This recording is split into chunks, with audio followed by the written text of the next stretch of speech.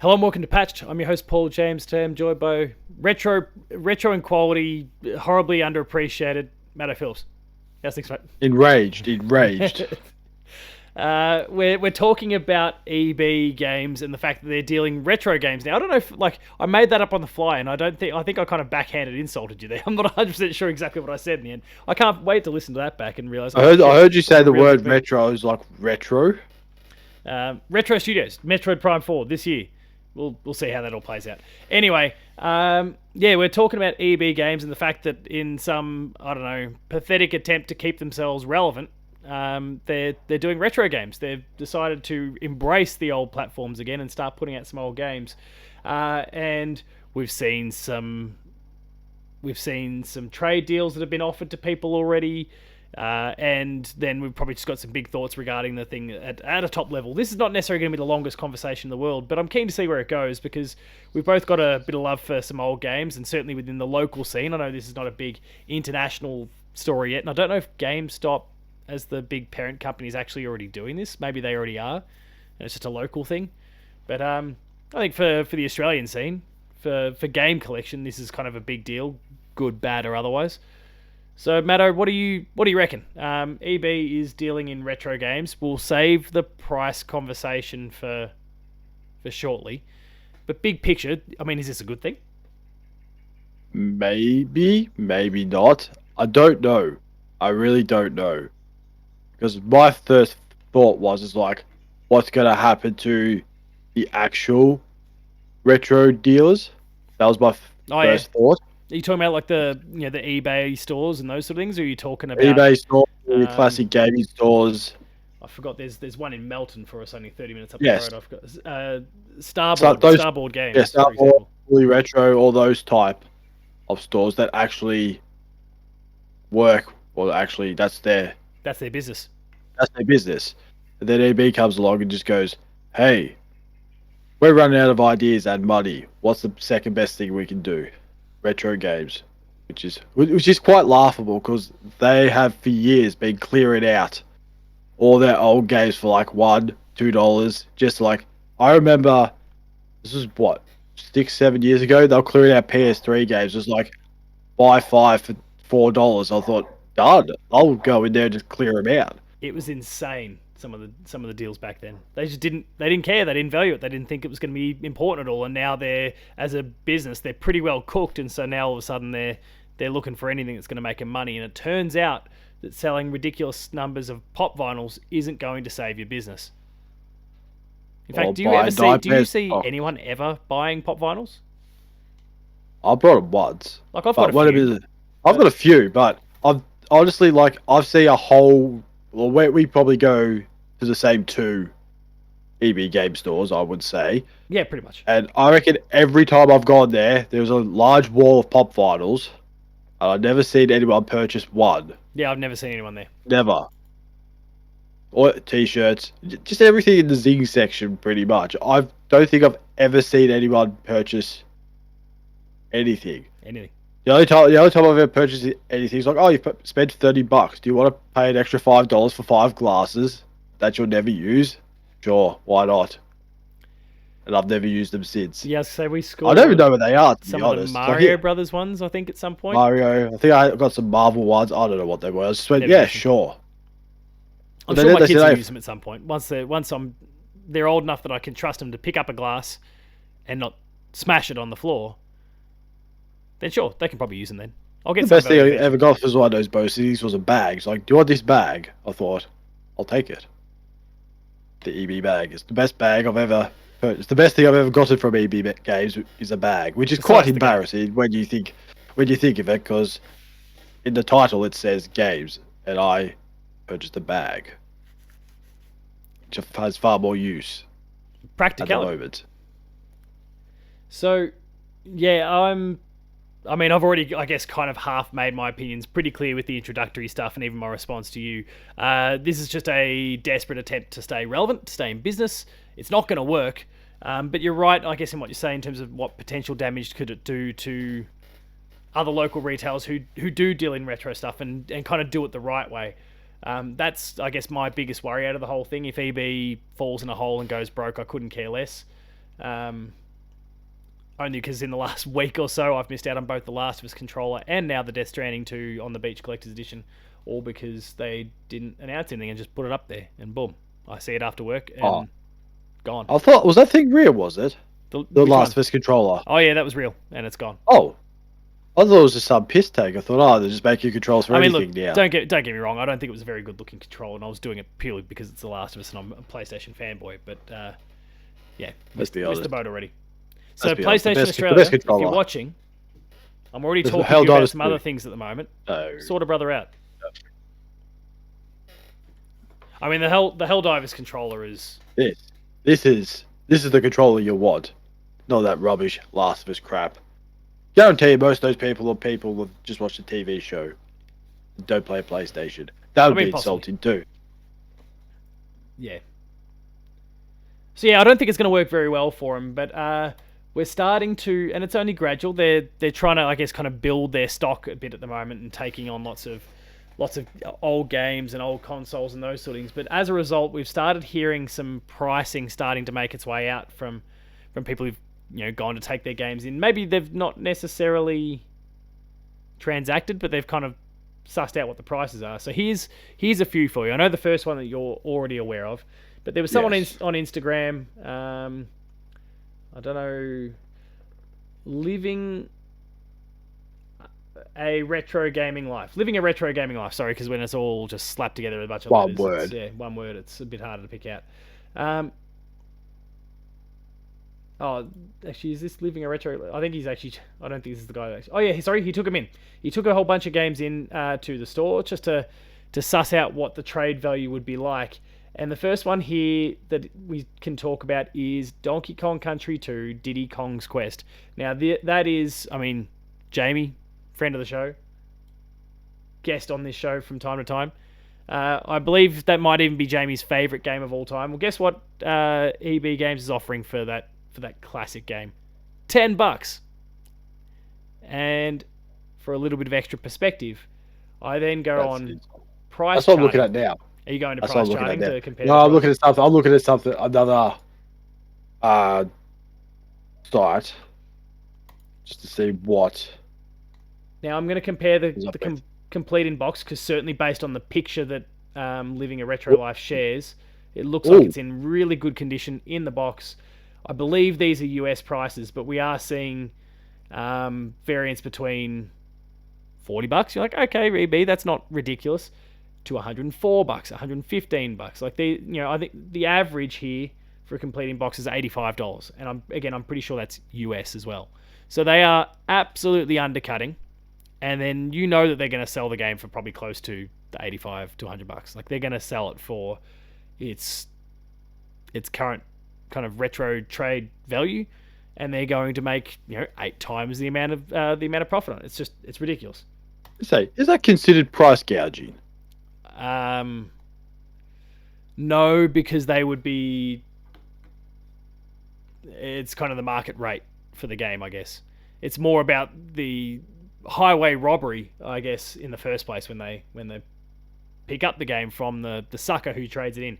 Please don't trade your retro games into EB. If you've got old games to sell, talk to us. We might want to buy them. But then if you're not doing that, go to Facebook Marketplace, go to eBay. Like, you got so many better options. Or go to a retro store that actually sells them. Go to a retro store. They'll give you better value. Because they'll know the value of that game and go, ooh, this is a top quality game. Or they'll just say, nah, it's rubbish. Yeah. Or you won't get much for it, I should say. Not rubbish. You won't get a lot. There are some games which are price-wise will go through the roof. For instance, there's a Fire Emblem game on GameCube. Price of that. Oh, Radiant Dawn, I think. Incredibly expensive. Like with Earthbound 2 or Earthbound, the Japanese version, shitloads. Anything Japanese based, I find, is worth a fortune. Yes, I know. That's how I remember it, because I was looking for my copy of Earthbound. I think it's on the far set of shelves, well out of the line of shot. But oh wow, here we go. Here's a comparison. Modern Warfare 2 on Xbox 360, $5, which fair enough. Pokemon Red, $95. Is this all on price charting? No, I just found another Oh, I used to look retro at some store. listings and those sort of. Oh, yeah, okay, Yeah. right. There's the ones that EB we've got information for. The ones that EB are kind of talking about. There's a range of different games. Obviously, we were just talking about a Super Nintendo game there. Now we jump to Metal Gear Solid Snake Eater 3D on the 3DS. They're giving $11 for that. That's probably. I mean, I'll go check it. For 3D, yes, I would say yes. That's probably Because I not wouldn't ridiculous. think. Because it's not PS3. If it was a PS3 game, you'd be talking about it a little bit differently. I think PS3 or PS? Yeah, it was a PS3 game, wasn't it? PS2. PS2. It was, okay, so if it's a PS2 game, the price we'll be talking about a little bit differently than It seems the like the DS. average is about $45. So I don't mind that one. The Legend of Zelda: The Minish Cap, $16 for the Game Boy Advance. Again, I'd imagine that's pretty low. But I guess if you're able to check the likes of eBay and Marketplace as we go, that'd be kind of handy to, I guess, kind of pair the information. But Zelda Minish Cap on price charting. Oh shit. Hang I on, would say that that'd be well over 100 plus. yeah, I'm seeing 175, 141, 103. Anything Zelda is price wise is through the roof. Doesn't Yeah. matter what it is. Always a big seller, or big seller, or everyone wants it. Completing box 170. Yeah. These are all in that sort of ballpark. But eBay's offering this person $16. Silent Hill 2 for the original Xbox, $17. Here's one that's going to stick in the claw of a few people. Banjo Kazooie for the Nintendo Tui? 64. Tui. No, Kazooie. Tui is more Kazooie. expensive. I am aware that Kazooie is the cheaper of the two. There's far more of them out there. In fact, Tui is it's a real problem for me. I really want to get myself a complete inbox Banjo Tooie, and that game. I'll get you to check the price on that for Yeah. a sec. But I'm Good that's luck like with- 250 good luck as a with starting that. point. Good Um, luck. I have to just go get the one from Mum and Dad's house, really. I think. But Silent Hill 2, yeah, $17. Banjo Kazooie, yeah, $21 is what EB's offering for that. Right, so I did find one on eBay. The Banjo Tooie boxed PAL, so our version, Yeah. 270. Okay, that's still kind of in the range that I'm used to. And look, I know what I'm. Yeah, here we go. Yeah, 269.90. Oh, hello. 379. But like, I can tolerate that because I know that there's not a lot out there. I understand that there's and for anyone who's chasing these down, and let's be honest, the majority of EBGames customers are not the sort of person They're who not retro they're not retro gamers for the most part. So EB is absolutely gouging these people, the ones who are foolish enough or just desperate enough potentially to just get their money, like get their quick money and go. They're absolutely ripping them off, and then they are going to prey on the likes of you or I who might come in and give themselves a chance. Genuine complete inbox Banjo Tooie for $189. I found one for $99 Oh, that box is a bit mangled. from the US, so it probably won't work for us. Oh yeah, it won't work on our system, but oh geez, I'm getting a bit distracted. We're just going to start shopping, and this is going to end in some. I think we're going to be in serious debt There's going to if be we some keep bad looking at all these financial games. decisions. The next game though on the list is Virtua Fighter 3 TB, which is on the Sega. $3. Oh, Sega. $3. No, They're no, offering $3. no. It's a Sega game on a console. Imagine trying to find Sega consoles, especially Dreamcast. It's going to cost a fortune. I know it's not a Sega Dreamcast game, but Virtua Fighter 3. I can't even find that on price charting. I don't know why that is. Hang on, what? Where's the picture? No, it's not it. Hang on. Where's the picture? Yeah, it's a... This is my lack of Sega knowledge coming through. It's a Dreamcast game. it is a Dreamcast game. Okay. What was it called? Virtua Fighter. 3 TB. Now I am seeing copies for going for like $23, so $29, $70. That one doesn't seem as outrageous as it first seemed, but they're still nickel and diming people. Like they're gonna mark that one up 7 or 8 times its normal value. The next game here is Yoshi's Island for the Super Nintendo. How much they trading for? $21. No. That would be... I would say that'd be around the 200 mark. 46. Oh, hang on. I'm gonna have to filter here because it's just giving me Game Boy Advance versions, not the Super Nintendo. The game just the cartridge goes for $47. I'm seeing a complete in box for 150. 167. I'm looking at. 400. I've just found. Oh, must be a 190. good one. And no one's expecting, regardless of most of the time, to get something that is basically as new. God forbid. I mean, if you find a retro game that's shrink wrapped, it's not a legit game. No. And that's kind of fine in of No. itself. Like I've got a Seiken Densetsu 2, so it's like the second Secret of Mana, or the third Secret of Mana game, sorry. That was Japanese only, became Trials of Mana when it eventually kind of launched over here in the last couple of years. And that's like a 20-year-old game, but like mine's kind of, it's in plastic box, it's shrink wrapped and stuff, and that's because I know that's not legit. Like it's a dodgy, false cartridge, because the game never came out in English. But yeah, anyway, Pokemon Black 2, $20. I reckon that's a win for the guy because I don't think it'd be worth much. Oh, $259, $250, $152, $190, $200, $200, $229, $229, $595, factory sealed. Probably not real. Okay. I was expecting it to be around the $200 mark. Looks pretty real, actually. Looks legit. That looks brand new.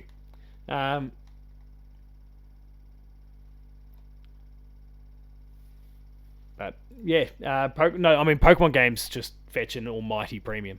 My mum reached out recently, and thankfully I know my sister's not watching it, but like she reached out recently saying, hey, your sister wants to get some of the old Pokemon games like Red, Blue, Yellow, that era, and she was looking for my help to go track them down.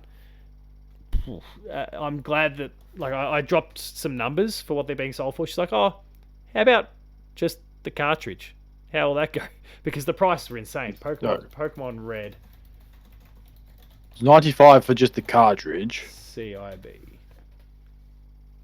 Yeah, I mean, $850, $625, $550. Oh, this one is graded, and it's a 7.5 grading, so it's not even like the top of the charts. $1,581. That's a US version, so it's not even compatible for us. But the box is a 7.5, the cart is a 9.0, the manual is a 6.5, and it's going for $1,000 US.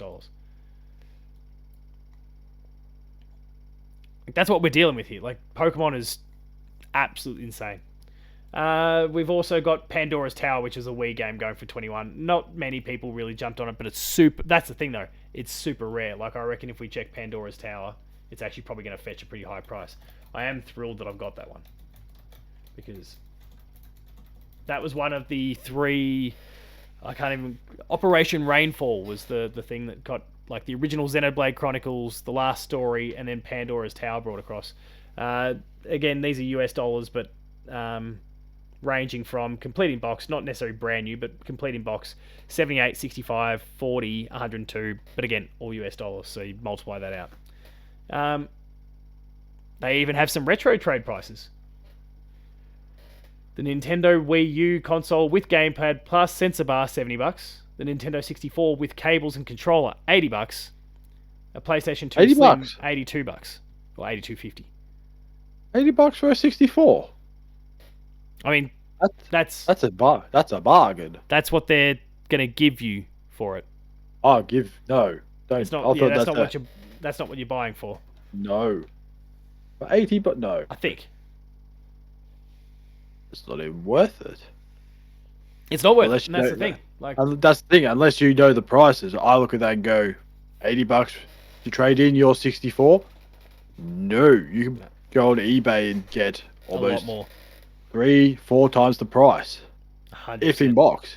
Oh god, if it's in the box, holy shit. I mean, if you manage to get yourself And if someone Red managed to get themselves a Nintendo 64, like complete in box, it's not gonna be brand new, but complete in box, you'll be that Nintendo 64 kid when you get it. Nintendo 64, and all the effects and screen shaking, all that sort of stuff. Good shit. The internet was a good decision, as with video cameras. It's I mean, this whole thing's kind of fucked. And I don't think it's ultimately not really going to work for them. I think we're kind of the same mind that they'll make some money from it. They're going to gouge some people. They're probably going to kill some mum and pop local retailer, retro game retailers, which is also shit. But it's also not going to work out for EB, and they are going to go under. And it shows with what they've been doing with Zing, like Pop Finals, and Zing as a spin-off brand and all that. They're trying to do all they can to keep afloat. It's not working for them. Sucked in, die in a hole. You've been ripping people off for years. So, any other thoughts on dodgy EB trade-in deals? Don't. Yeah, don't. Just don't. Just don't. Just look at it and go, oh yeah, I remember this, and then put it back in the closet and leave it there. It's probably not going to be the worst for buying the game, but if you are in possession of these and you're looking to sell them, you're getting screwed.